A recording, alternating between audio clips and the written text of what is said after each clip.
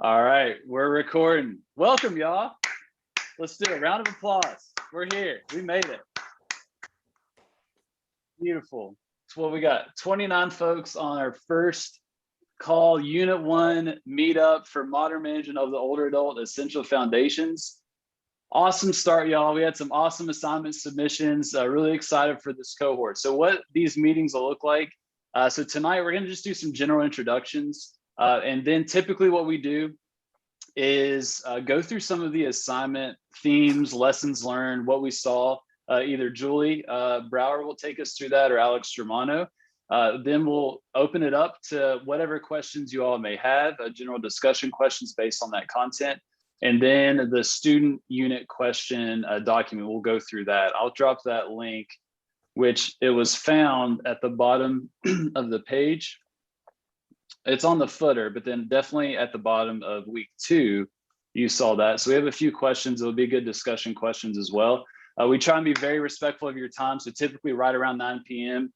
Eastern Standard Time is when we stop. If you're not able to make it to a future one, we're recording this and then we'll post it into the Facebook group later so you can watch that. So we're going to do some introductions, me, Christina, and Julie.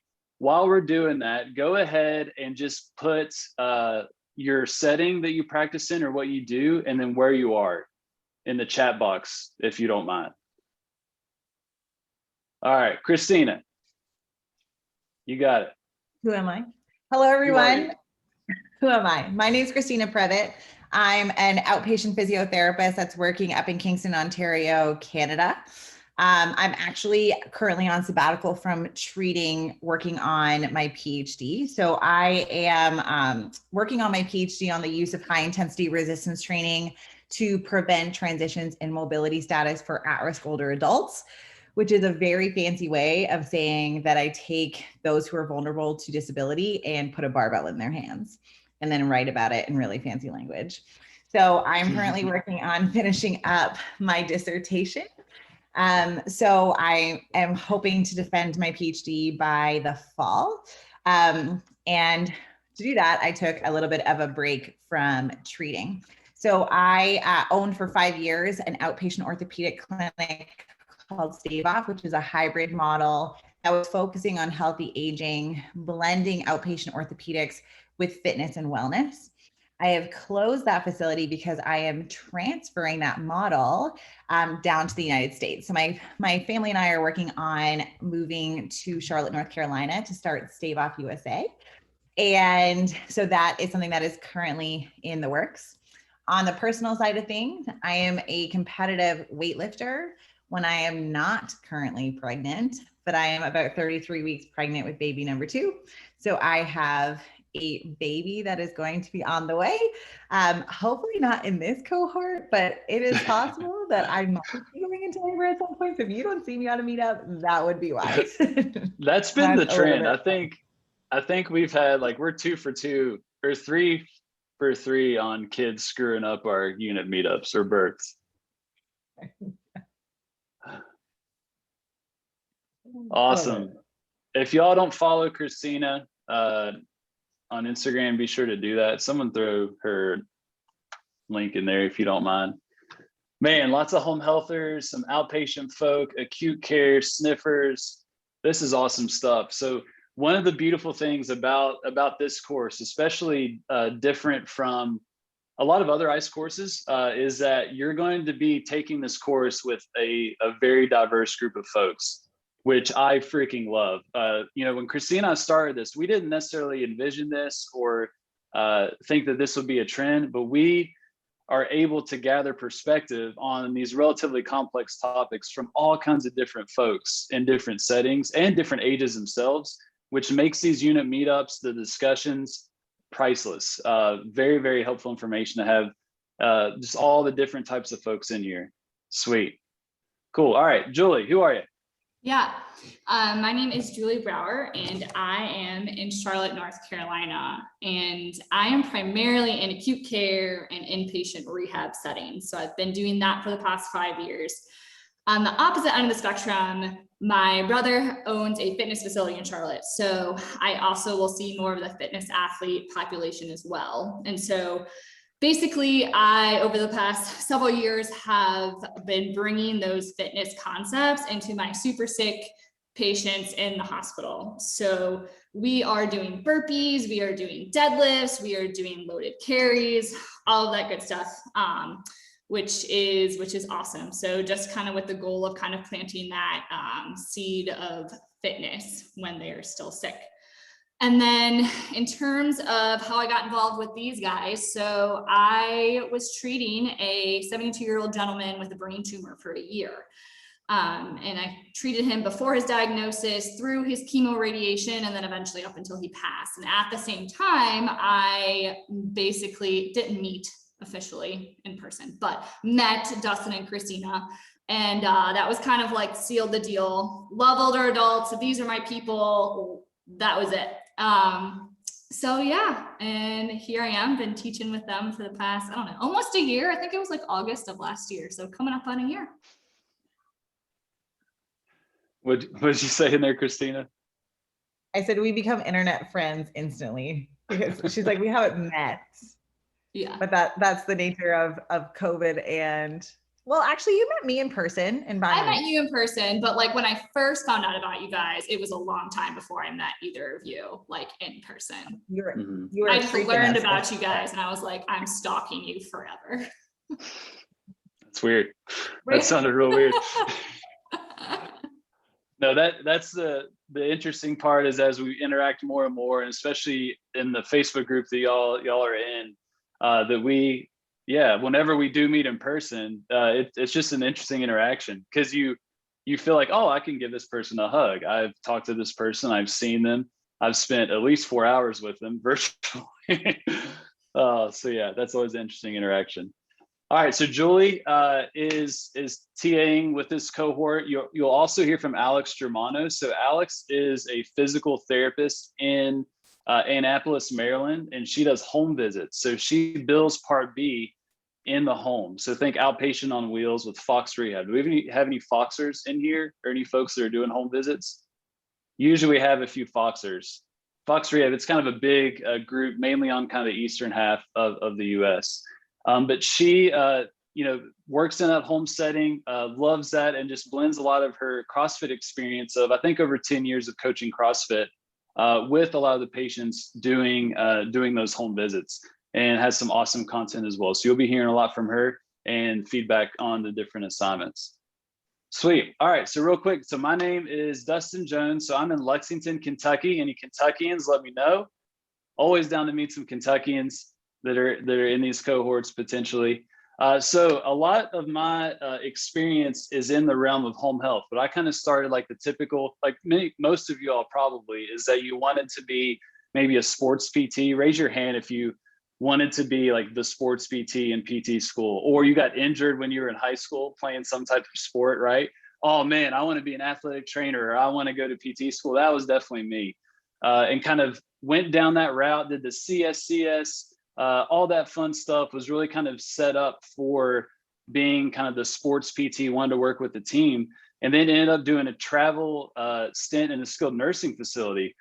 Was not a place that I wanted to end up being, but ended up learning a ton about how to better serve older adults, but then also how terribly served they were in these settings, because I did a travel contract, but I was traveling around to 3 different SNFs and saw the same theme, that these people that were ambulatory, had a pretty decent capacity, were sitting and doing underdose therapeutic exercise across all 3 different facilities. And then quickly learned that that's the case kind of across the country. So from there, started to really be more curious about how to better serve older adults, and then went into the home health setting, which definitely changed my whole perspective of what we can do for people with our training and with our experience, and did home health for 7 or 8 years. And that definitely informed a lot of my perspective of how we can help folks. During that process, started a podcast called the Senior Rehab Project, which is how I met Christina, because we were interested in similar things. Back when Twitter was kind of the place to be online, we interacted there. She was like the 3rd person I interviewed or something like that way back in the day. And so we started this course, and it's grown from there. So currently I'm not practicing clinically as a physical therapist. I am running an older adult program, a fitness program in the context of an existing fitness facility that's a CrossFit box. So my goal here in Lexington, Kentucky is to create that community where you all may be treating people for a period of 4 weeks, 6 weeks, 8 weeks, that they have a home that they can go to where they have highly trained individuals that can continue that journey of fitness to really change their lives. So think kind of what Christina's doing with Stave Off, but the fitness side and not necessarily the PT side of things. Awesome. All right, so that is the faculty. You'll get to know us a whole lot more throughout the cohort. I dropped their Instagram profiles. Make sure you're following Julie and Christina, and then Alex as well. I'll drop that in there. So now, Julie, let's go over some of the tug winner, any themes that you saw with the assignments. Y'all were so fast. Typically every cohort, it's really easy to like single out the person who wins, but it was down to like the 10th of a second. So let me share my screen. This is a struggle every time, you guys. I'm gonna do it right. You see my screen? Yes. That's perfect. Okay. So the tug winner is Brody. Bravo, Brody. I don't know if he's on this call because I can't see everything, but we are going to watch it because it's awesome. Very athletic. Let's check it out. Look at the angle. Oh my gosh. One more time.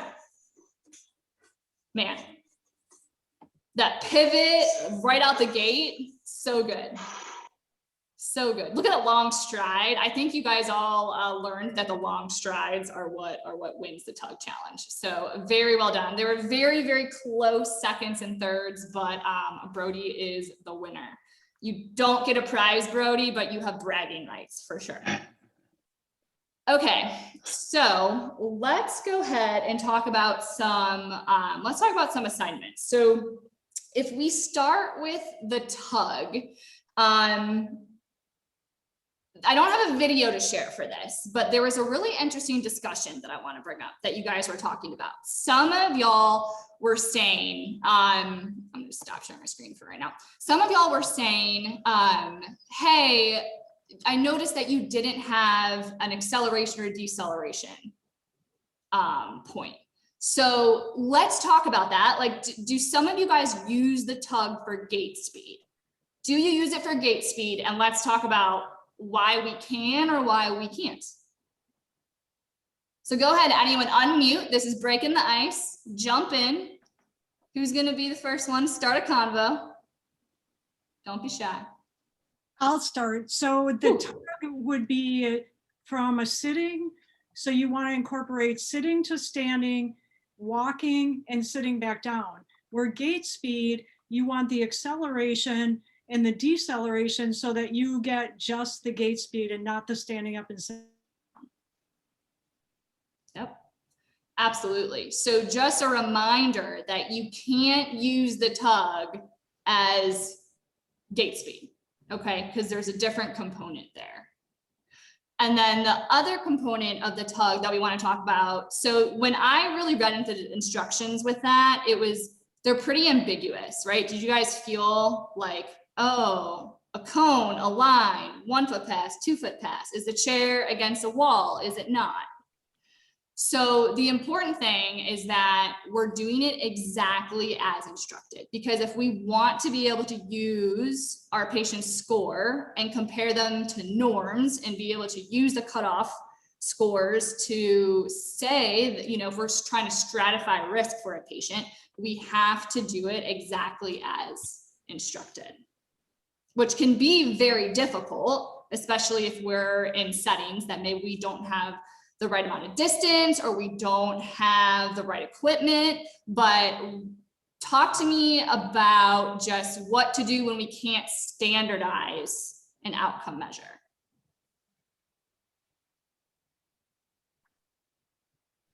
I'll talk a little bit about this because I see patients in their home in Brooklyn, and a lot of the times it's not like that perfect space, or some people only have wheelie chairs or all different crazy stuff. But if I can't compare it to a norm, I'll just make sure that I note exactly how I did it the first time with them so that I can compare it 6 weeks later, 8 weeks later, whatever progress notes, I can compare to the first time. Yeah, that's so important. And oftentimes too, like you want to do it for your own benefit as well, because what happens if maybe you're not the person who's doing the follow-up eval and it looks like your client got worse, but it's because the second therapist or the PTA who came in who was doing that measure used a different chair, was in a more cluttered room, the environment was a lot more busy, they were cognitively overloaded, all of these different things that can come into play. So it actually is to your benefit if, especially with from what I understand, there's so many more insurance providers who are looking at these MCIDs or minimally clinically important differences to justify different reimbursement models. And so we want to make sure that if we are not able to be consistent with what the literature says, that we are trying to be as, I know documentation, you might feel like it's taking longer, but you want to make sure that you're showing the benefits that your client is getting from being in rehab. Cool. Anyone else have anything to add in that sense of when it's difficult to standardize the outcome measure?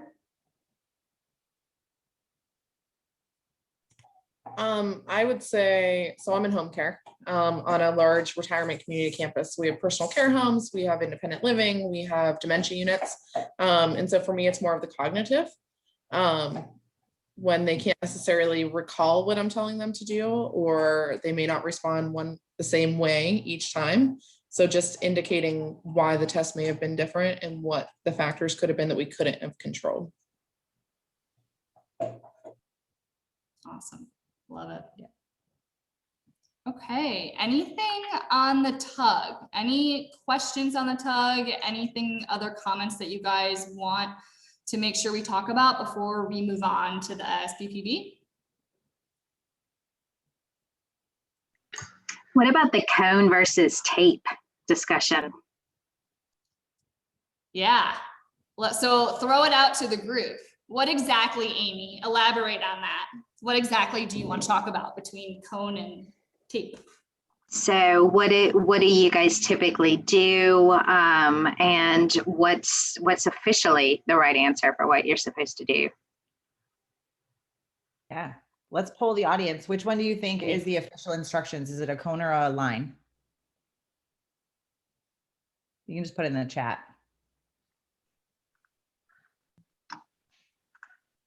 And some of you may be thinking, oh, well, this is just such a nuanced thing, but it makes a huge difference. So I'll chime in. I don't know which one you're supposed to use. I'm going to guess it's a tape, but I usually do use a cone because I feel like the clients can see that better. Because we have like bright colored cones. I put that on the floor. Yeah, that's a really good point. Do you think it takes them longer to pivot over a line or navigate around a cone? I think it takes longer to go around a cone. Mm-hmm. So if we're using that as normative data, say, for example, to classify them as a falls risk or not, could that be something that could introduce bias? Oh, yeah, definitely. Yeah. Yeah. And we all do it like 100%. You almost need like the bright K tape or something like that to put on the ground to try and like bring the difference. But yeah, that's why like some of these nuances can become really important, because when you have that client who's just on the cusp, like you're going to have probably a lot of clients. Are you in home health, Patty? I'm an outpatient. And we usually have a very Okay. busy gym situation. So like, and we have several tapes on the floor. So I think it's hard to differentiate which one. That would be super busy too, especially if you have a client with cognitive impairment, which we're going to talk about later on in the course. But even that could really increase their TUG scores more because they're having a hard time focusing on one task when there's so much stimulation happening around them. That could influence the test as well. But for a lot of clients, especially like for some individuals with neurological impairment or more significant amounts of frailty, navigating around that cone is going to be more stutter stepping. That could add 5 or 10 seconds on that, which would put them into higher classifications of risk and some of these horrible risks. It's like, if you have a score under 13 or greater than 13, you're more likely to die. It's like, well, that's really helpful. Maybe we're not going to do that exactly to our client, but yeah. So we just have to kind of consider that in terms of, especially if the person's on the border and we're using a cone, I would probably not classify them under some of those risk profiles, just because I know that if they were using a line, they might not actually be under that risk. Virginia. Always got to unmute myself. So I work in home health and I'm an educator for the therapist. And one of the things I get a lot is, can OT, PT, nursing, can they all do the same measurement? Can they do the same measurement on the same day? What's, because we have nurses doing the tug, and sometimes they say, oh, they walk 10 feet to the door and they write down a time, or they don't write down that they used a cane or walker, and it gets to be kind of hairy. So I'm just wondering, is everyone doing it and you're comparing discipline to discipline, or how is that handled? That's a great question. Great question. Yeah, from the home health standpoint, I think what you experience, that's definitely a universal pain point, right? Raise your hand if you've experienced that before, where let's say nursing goes in and does a start of care and then they put in a tug time in the documentation, then you do the tug and yours is about 50% different than theirs. I mean, raise your hand if you've experienced that before. That can be a pretty common thing. So I think the beautiful thing about a lot of these screens, like the tug, for example, or even something like grip strength, like we talked about, some of these relatively simple screens and tests, what I love is that they're now being pushed to be multidisciplinary. So you do not have to be a PT to do these screens. You can run these screens if you are another healthcare provider. Now, in terms of interpretation, then you need a professional. But the beautiful thing is that these measures, like the tug, is finding its way into places like the emergency department, where people are screened for their falls risk, which is amazing, because if we can flag people and then have an appropriate treatment intervention as a result, that is awesome, and that can prevent a ton. However, that comes with the drawback of what Virginia talked about in a lot of home health agencies. So what I've experienced in terms of where I've worked and people that I've talked to, typically that does get divvied up based on your profession. So what would typically happen is that nursing would not do some of those functional measures, that PT would do that, and would reserve it for those folks that kind of, quote unquote, specialize in that area. But I think we need to move away from that those first providers, whoever comes in, whatever front line that is, whether it's in home health, emergency department, or primary care office, that should be common language. Some of these screens and functional measures should not be just reserved for physical therapists. I don't know what y'all think about that. Like the extreme end of that is in settings where the line is drawn, where OT deals with upper extremity and PT deals with lower extremity, right? Like that is like the extreme of, we need to stake our territory and one person needs to be doing everything. But Virginia, you might not too be in a really unique position to start talking about some of the documentation expectations around the tug. Like, even if it's just the expectation is tug time, did they use a gait aid, position in the house that they perform the test, time of day, or like any other variables. And if that can be standard across the board, then there might not be as much of a discrepancy. Or if that was me and I didn't have to do a tug test, I would probably be going to more advanced or more in-depth screening, saying like, nurse got tug time, great, I don't have to do it. Now I'm going to do a mini best test, or functional gait, or DGI, or whatever we want to talk about. Mm-hmm. And I think she had something to say. Yeah. Are you there, Ann? We see your hand up. We see the raised hand. Oh, feature. sorry. No, I'm good. That was for another question. Sorry. Oh, okay, cool. All right. Okay. And I should say, I don't want to crap on, nurses or OTs for like not getting a proper tug time, because I can't tell you how many times that I've pissed off a nurse or OT that I've done a start of care and just completely butchered the moo questions. If anyone's familiar with kind of rating people's independence on different capacities, where I'll say, oh yeah, they were great, they were probably independent, and then in reality they need like mod assist for that particular activity. So it definitely goes both ways with this issue. Cool. Okay, let's move on to the SPPB. Raise your hand if you had been introduced to this before this class. Yeah, that's awesome. Okay, just a few.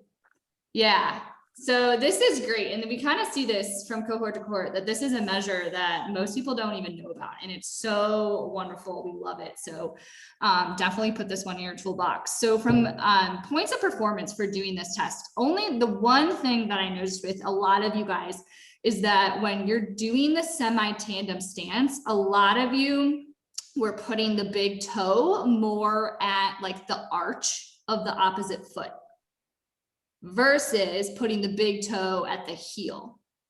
So that could have implications, right? Because having that big toe at the arch of the foot is going to be a lot easier than if it's backed up and big toe to the heel. So be paying very close attention to the positioning of the feet for the semi-tandem. And then the one other point we already mentioned with the tug, but a couple other people mentioned like gait speed with this as well. So it's the same thing, because we don't have that acceleration or deceleration component, that we cannot use this for a standard gait speed. I do want to show our actor winner. So Josh did an amazing job with this assignment. And he basically role played a certain like patient avatar. So a patient with, actually, Josh, you want to tell us the patient you were demoing, and then we'll show it.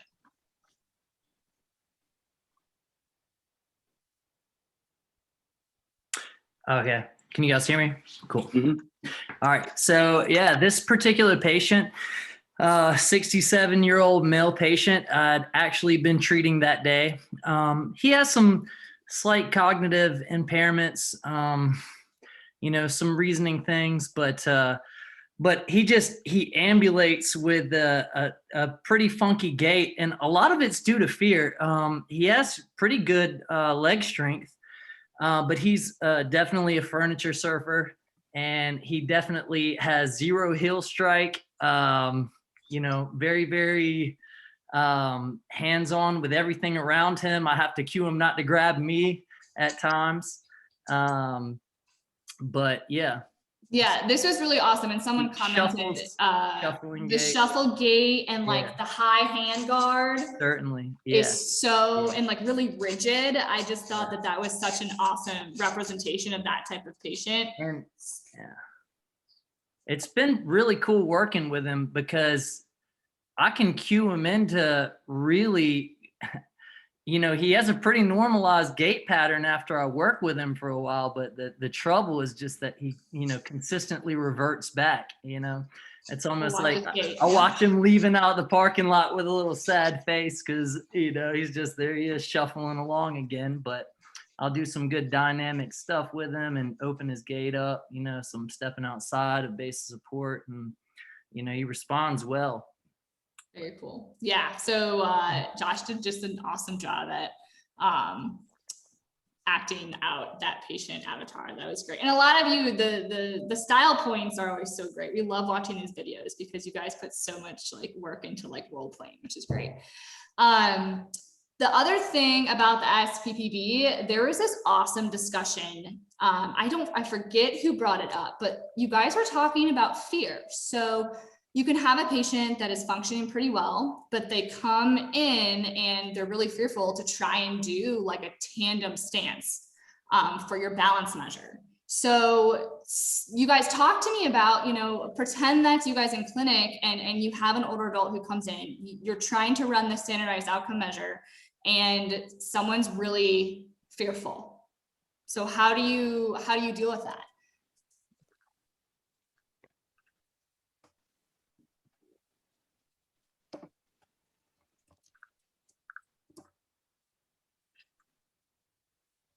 You just push them to make them do it anyway?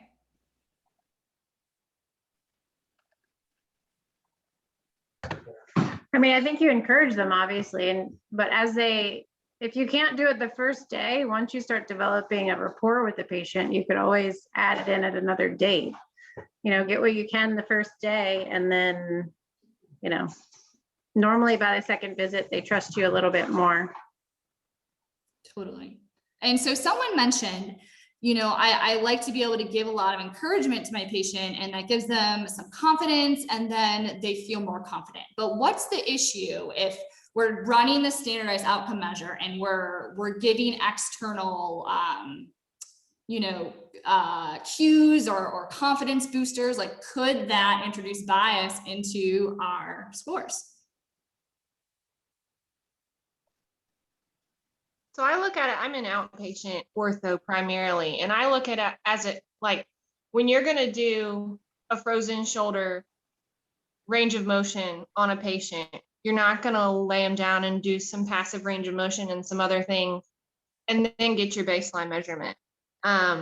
So I tend to do minimal encouragement during it, in terms of like while they're performing the test, but then, once the test is complete, say, that's okay.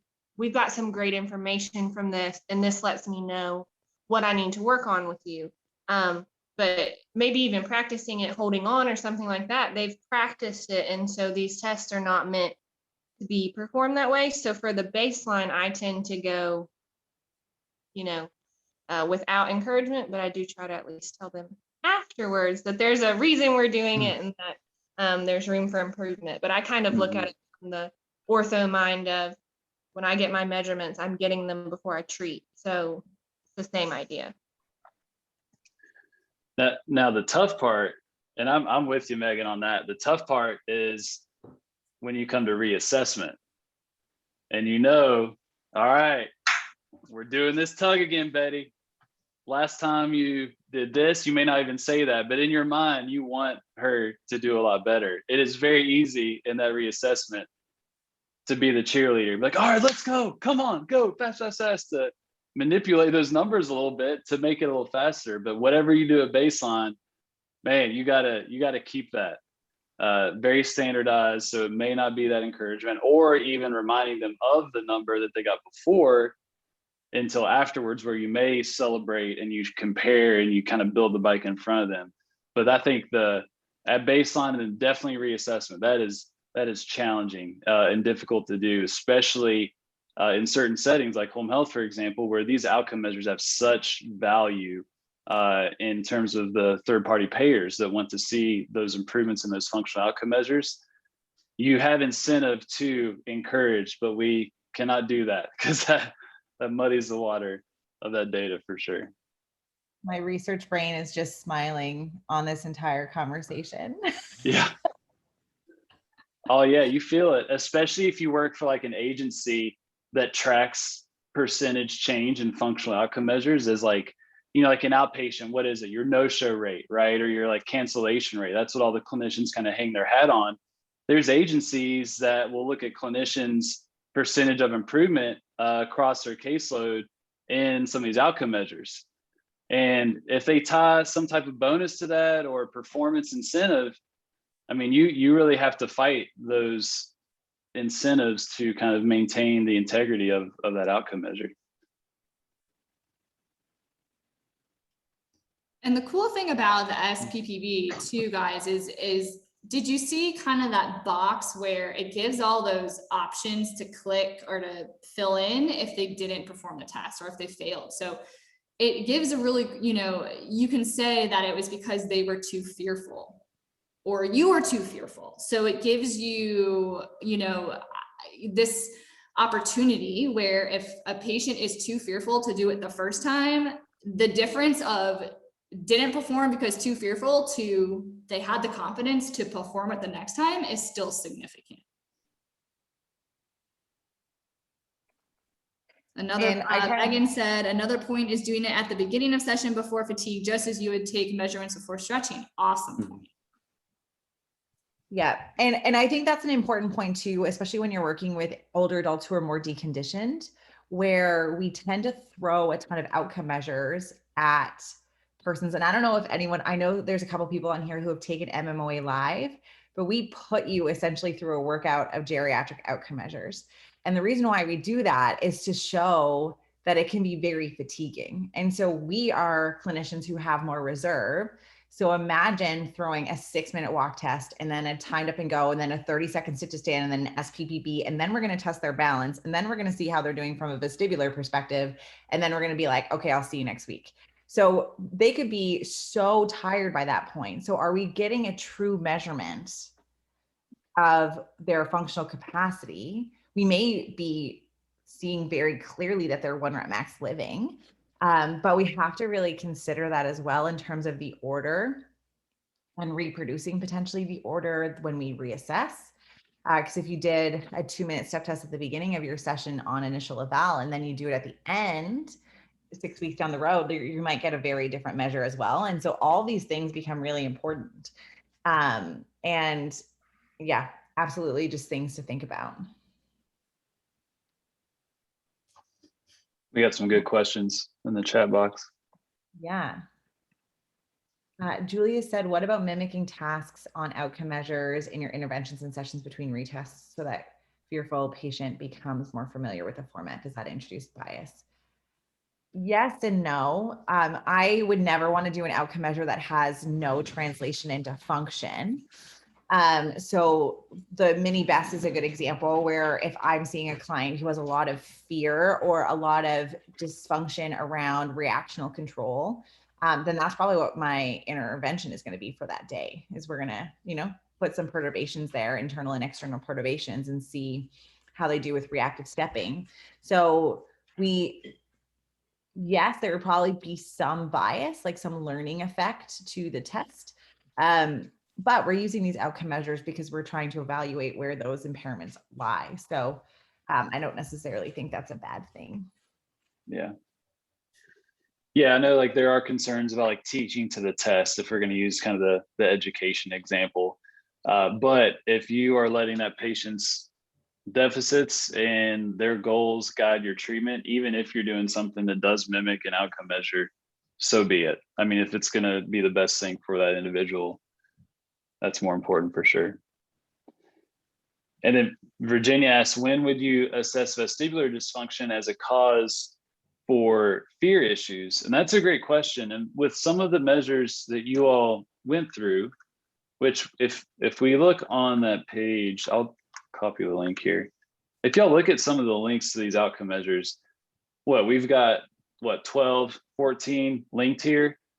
There are probably hundreds, I wouldn't say hundreds, over 100 functional outcome measures within the realm of Jerry PT. And so there are some that are going to be better at screening for vestibular issues, for example. So like the CAT-SIB or the mini CAT-SIB, for example, or the mini BEST test, like Christina mentioned.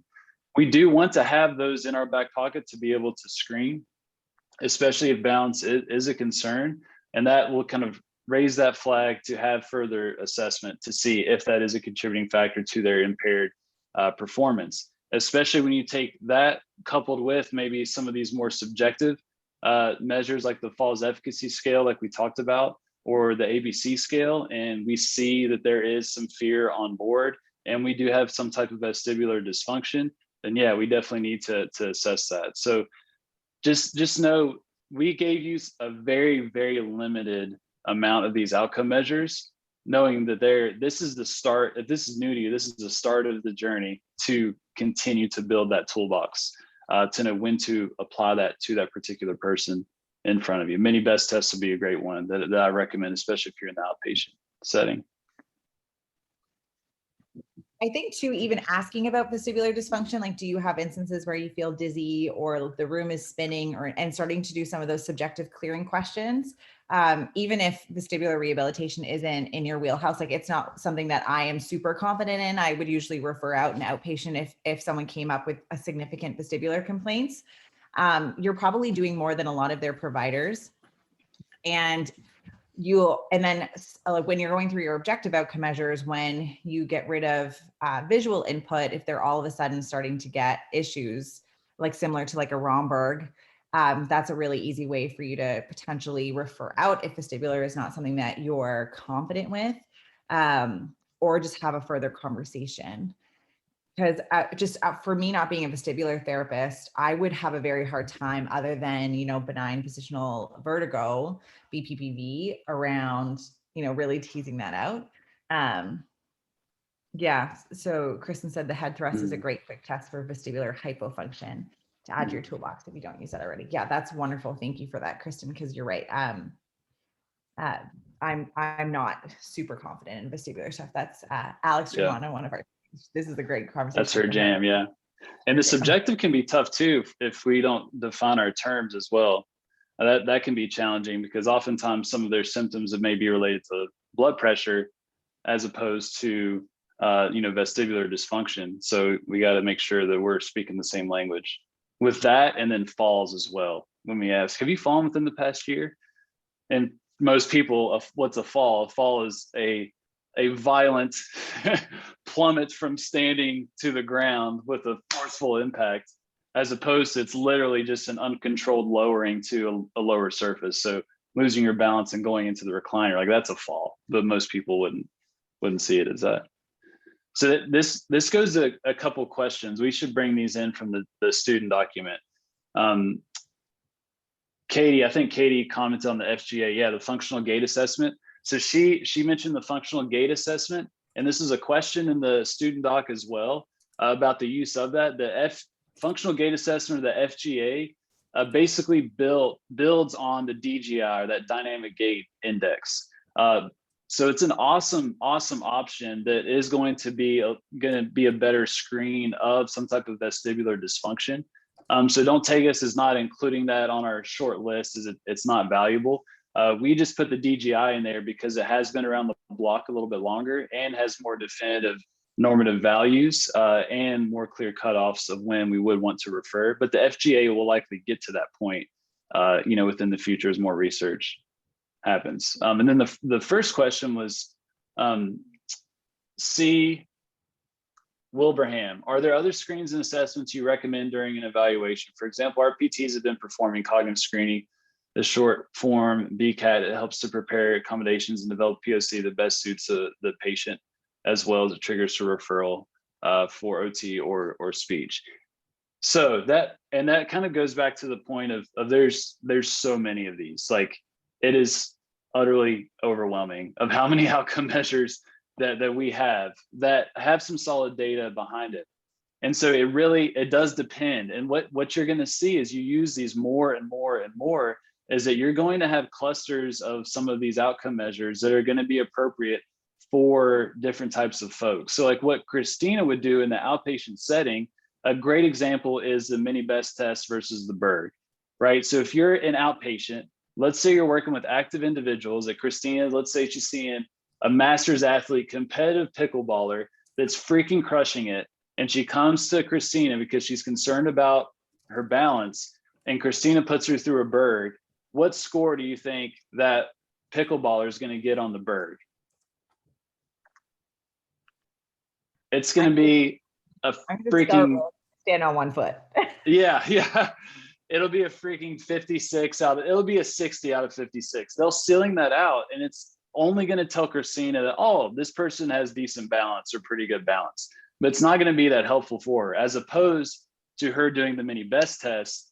Yeah, that's going to give her much more helpful information. You go to a home health setting, you do, or a skilled nursing facility, you try and run a mini best test on someone. Tell me how that goes. That's going to be rather challenging to run them through the whole thing, versus a Berg may be a little more appropriate combined with some other measures that will give you some helpful information. So it really depends on that person in front of you, but you want to kind of gather these clusters that are going to be appropriate, and you'll typically start to see a theme within your particular setting, is usually what we'll see. What would y'all say to that? Anything to add? There's a bunch of stuff going in the chat box. I'm not keeping up with it though. I was asking about cognitive screening in general, like how many people get cognitive screening. And so it's interesting, you're seeing clinicians who are working in areas where you have individuals that have greater level of assistance needed usually, or greater loss of reserve, who are screening more for cognition, but our outpatient therapists are saying probably not. And so again, this is like one of those, it depends. And you know, if you're working in the same clinic or you're partnering often with OT or speech, this might be something that you rely on them to do. So those are all really, it's all really great discussions in the chat. And we're going to bring up the cognitive screens again in week 7, exactly. But I love how even like you see the variability in terms of how we're assessing cognition even. And there's some interesting literature right now, for example, that the MMSE is not going to pick up as much moderate or mild cognitive impairment as the MoCA will. And so even within the world of cognitive screening, there's been a huge variability and change in terms of, again, we're going to bring this up in week 7, is how we're defining cognitive impairment, that differential diagnosis of cognitive impairment. I feel like, you know, even 10 years ago, people were just saying dementia, or everybody with cognition issues was having Alzheimer's. And now we're seeing things like Lewy body dementias, vascular dementias, different microinfarcts that are leading to issues with executive function that are being teased out more in the rehabilitation setting. And it's leading us to have a better understanding of how to communicate with these clients.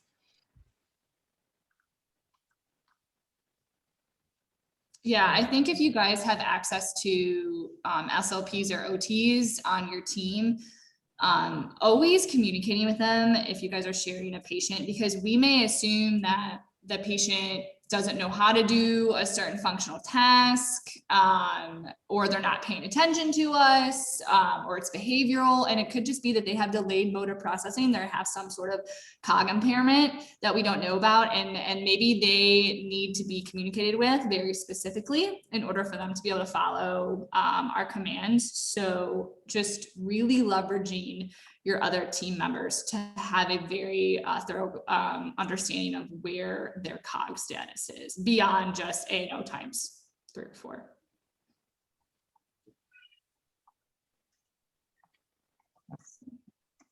That's really cool, Anna. So Anna said not all of our patients with neurodiagnoses are getting speech consults, but the PTs and OTs may see more cognitive issues, especially during evals, and can ask the MD for a referral.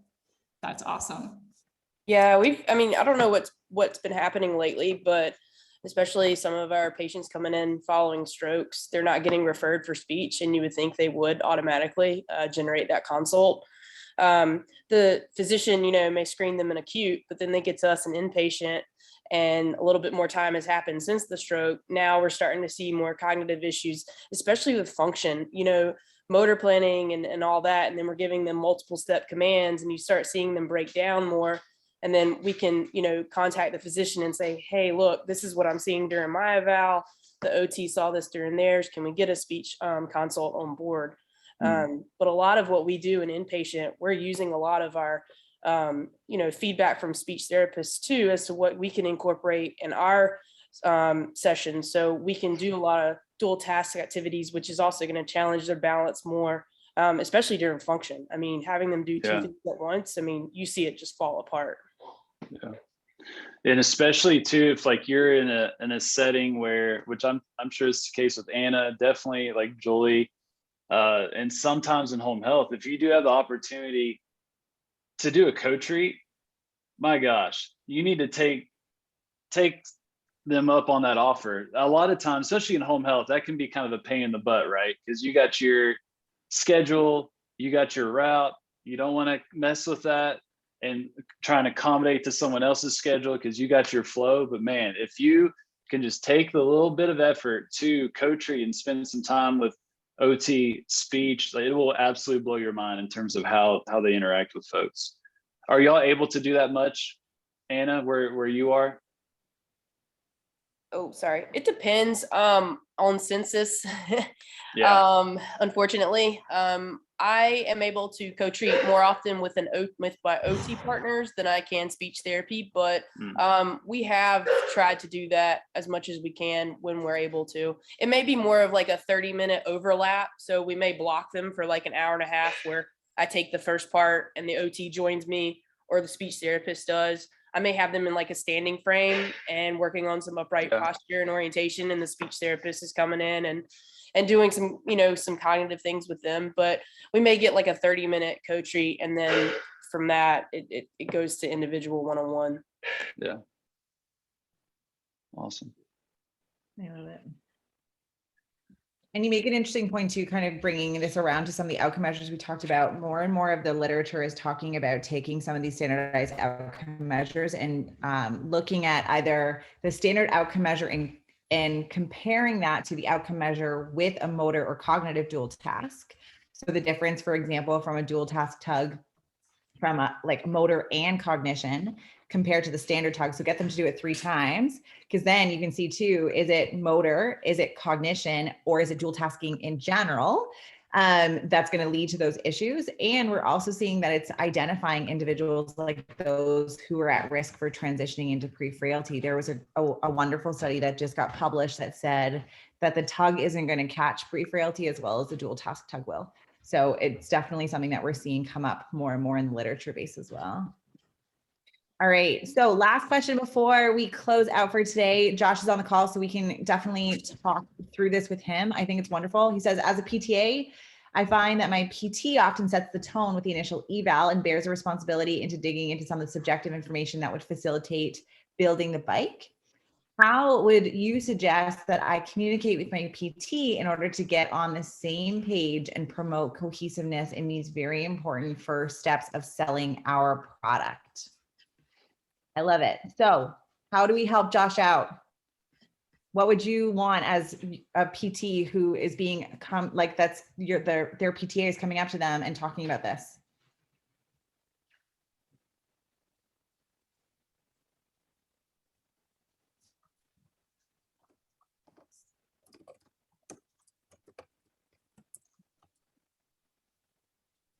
Did any of you get defensive maybe? That's probably one of your concerns, I'm assuming. Is that defensiveness? You can unmute, Josh. Right, just like, yeah, you can unmute, go ahead. Yeah, so certainly that's you know, that's part of the apprehension. And I work under 3 PTs. And they each do things a little bit differently. And I've had the conversation with one of them whom I see, she probably provides me with about 60 to 70% of my caseload. And we're really on board with that. And she's actually taken some classes with you guys before. So, you know, very like-minded, very, you know, oriented and to that degree. But the 2 others, not so much. And definitely there's a little apprehension as far as you know, are they seeing the same value that I'm seeing? For one, I find it best, you know, I've got a 30-minute session set up. This is the patient's, you know, first time back. They have a lot of questions.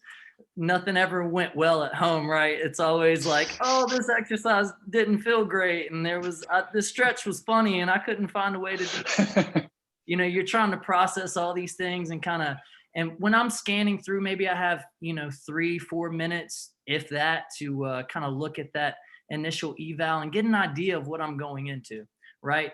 Those little things are so valuable to read about. Okay, like you said, you know, you speak about the AGs and EASes. Those things are pivotal for me to going into that first treatment session. Okay, I understand what's going to aggravate this person and set them off. I understand, you know, what feels good for them. Also, you know, just some of those little things about their lifestyle. What do? Are they in a yoga class? You know, do they attend Zumba? Is there something, you know, those things I can read quickly and get a good assessment of what I'm going to be dealing with this patient. And it goes a long ways for me selling the product, you know, and getting them to buy in, for them to understand, hey, look, maybe this bridge isn't for you. This isn't clear cut and dry. I'm crafting this experience for you because I want to get you back to doing those things that you love, those things that you want, those things that you desire. That's what this is about, and having them feel that and experience that. But it's much easier, when I've had that, when we're on the same page, right? Yeah. And What hopefully, would y'all say? that, and it's hopefully they see those things as being valuable through the outcomes, from my patients or from hearing my interactions. But yeah, I would like to think of a good approach, Mm-hmm. Yeah. I have one PTA that I work with, so I'm very lucky that she works with only 2 of us. So I have one person that I basically text call. I think I talk to her more than my family, my boyfriend, everyone. And so, but a lot of the time she'll be honest with me. She'll just say, hey, like, I didn't have this information. Or she'll say, you put so much detail in there, I couldn't read through it all. I tend to do that more so than anything. I tend to put too much detail, which for me is helpful so I can go back and look at it, but for her, it's not. So we've kind of had to develop, like, where's the best place for me to put this for you? Because honestly, you guys are the ones in my company in home care, you're the ones seeing them more often. Yeah. Maybe getting in, I'm definitely getting in there once every 14 days because we have to, but I'm sometimes getting lucky enough to see them once a week. So I really have to rely on that. And so I think just having that communication, and if your PT takes that personally, maybe then they'll back off and kind of realize, okay, yeah, they're right. Maybe their outcome measures will improve. Maybe patient satisfaction will improve. And so that'll kind of make them realize that, you having that information is important because I want you following the plan of care, right? If you're not following the plan of care, then it's not going to be beneficial and we're not going to have good communication for outcomes. I think you said something really important there too, Nicole, is like you want to make it about the patient. So you don't want to make it a personal jab, right? Like you don't want to say like, this is something that you're doing wrong. Another thing that I would use, Joshua, saying like, I'm really struggling because I don't know, I'm having trouble knowing what to do with this client and I don't want to waste time with them. Could you possibly add this so that it makes it easier for me? So now, again, instead of saying you're doing this wrong, you're saying, I really need your help with this because I'm struggling with this information. Sorry, Christina. Great comment. Does it work for you? You have job offers. That's a great point. I think too, like there's different ways to tackle it based on the setting. Like what Nicole, her scenario, like she literally, there's no, like an outpatient, it may be like, hey, what did you walk over there and be like, hey, what did you see with this, person 2 days ago when you did the eval? And there's some more of that informal interaction versus in home care, there's more obstacles to interact with that person, and acute care as well, I'm sure. So having those, like, this is where this information is put, but then the goals are such a great opportunity that I remember being taught, like, you should write your goals to where anybody could pick up that, plan of care and be able to execute blah, blah, blah, which, yeah, that's great. And that's helpful. But man, now I think like in terms of that theme of that we want to be the guide in our patient's journey, that the goals are your ability to paint that picture of where we're headed. Like this is the end game. This is what we're focused on. This is where we want to be.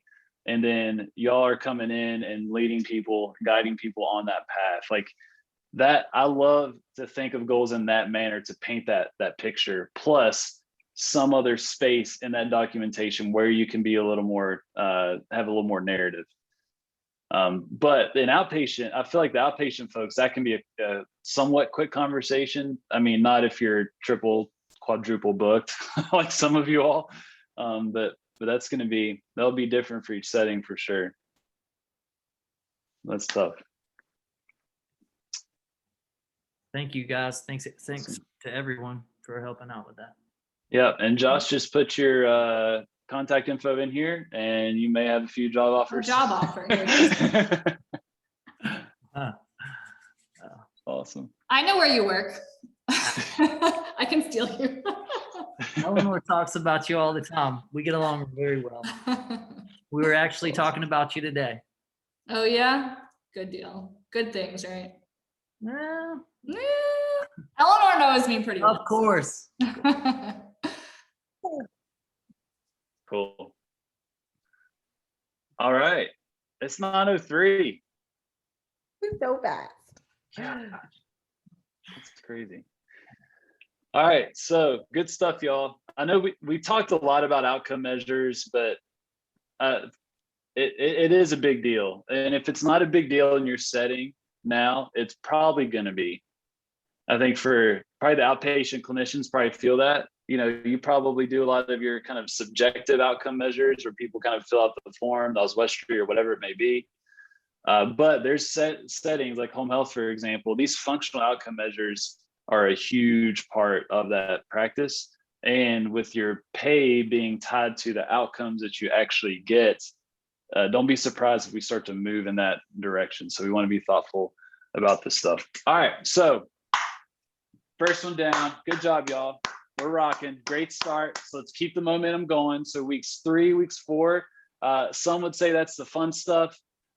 We enjoy it. Exercise prescription, right? And then squat and deadlift, and then we'll get to the halfway point. So stay on top of it with your assignments. You have a midterm in 2 weeks as well. But get to the halfway point, take a deep breath, and we'll reconvene, and then we'll recharge the batteries for the second half. Anything else, y'all? Make sure you guys are commenting on each other's squats and deadlift videos. So be really critical. Be nice, but be super critical so that we can all help each other out. Safe space. Cool. All right. Y'all have a lovely couple weeks. Hit us up in the Facebook group, and we'll see y'all soon. Bye. Bye.